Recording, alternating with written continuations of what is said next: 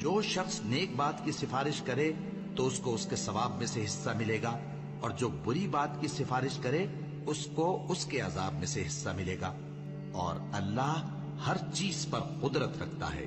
اور جب تم کو کوئی دعا دے تو جواب میں تم اس سے بہتر کلمے سے اسے دعا دو یا انہی لفظوں سے دعا دو، بے شک اللہ ہر چیز کا حساب لینے والا ہے۔ اللہ وہ معبود برحق ہے کہ اس کے سوا کوئی عبادت کے لائق نہیں۔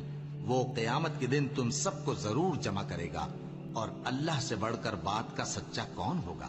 اب کیا سبب ہے کہ مسلمانوں تم منافقوں کے بارے میں دو گروہ بن گئے ہو، حالانکہ اللہ نے ان کو ان کے کرتوتوں کے سبب اوندھا کر دیا ہے؟ کیا تم چاہتے ہو کہ جس شخص کو اللہ نے گمراہ رہنے دیا ہے اس کو رستے پر لے آؤ، اور جس شخص کو اللہ گمراہ رہنے دے تم اس کے لیے کبھی بھی رستہ نہیں پاؤ گے؟ وہ تو یہ چاہتے ہیں کہ جس طرح وہ خود کافر ہیں اسی طرح تم بھی کافر ہو کر سب برابر ہو جاؤ۔